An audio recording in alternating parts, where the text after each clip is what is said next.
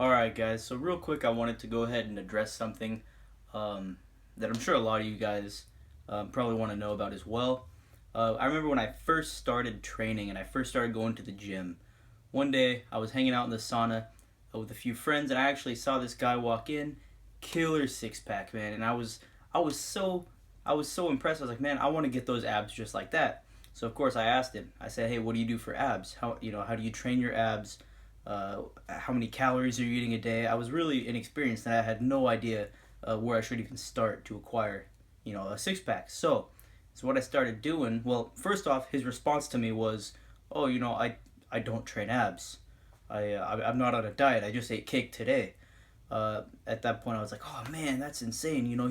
He must be gifted from the gods or something. He's genetically superior to 99% of the population out there, and maybe he does have good genetics, but I went back a few months. Well, I went back, and a few months later, I saw him.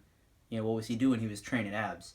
So I mean, this whole time I was thinking that I didn't need to train abs, and I just obviously I wasn't gonna be eating cake every day, but I was kind of just thinking maybe if I did a few sit-ups here and there, and just did my deadlifts or my squats or whatever, eventually my abs would just come in like a lot of other people believe. So when I saw him training abs, I was like, man, maybe I should think about something and switch this up a little bit. So I started training abs pretty frequently.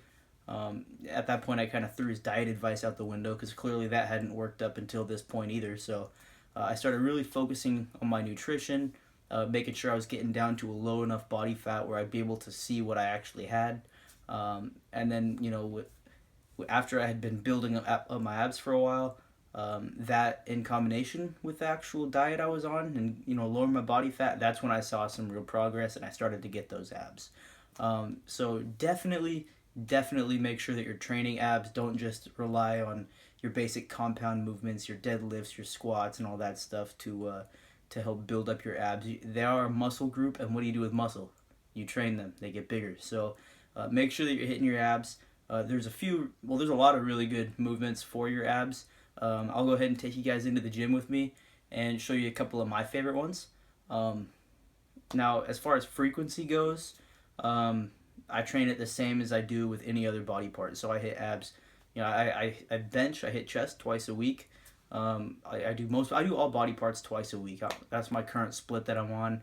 I'm hitting every body part, not exactly once a week, twice a week. Rather, once every 4 days. I'm hitting each body part, and I just do that with my abs as well. I actually just throw in my abs with my leg day, because leg day is really big, so I'd like to just supplement that with my abs is my current, the way that it works out on my current split. So yeah, let's get into the gym, and I'll walk you guys through what I like to do for abs.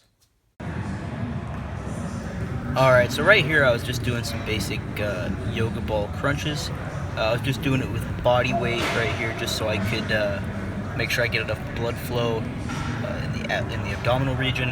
Obviously, you're not going to get a very good workout in your abs if all your blood is in another body part. Like this day I actually had done legs and finished up a leg workout. So all my blood was in my lower half of my body. You want to make sure you get a good ab workout and get good warm-ups. So that's why I was hitting it pretty light right here.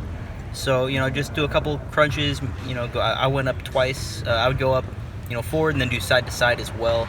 A lot of people have a fear that if they're training their obliques by going up, on the sides or whatever, they're gonna, get a big blocky waist, and that's just not true. You want to make sure that you're hitting every muscle group, just how you would with every other body part. You want to make sure you hit it's full body training. You don't want to skip certain body parts. You want to make sure that you have a fully well-developed, well-rounded physique. So that's what I was doing for warm up. The next movement we actually did, I went ahead and just I did the same thing, but I added a little bit of weight. Here I was just doing it with a 10-pound plate. Now I was doing this just so you could really focus on the contraction.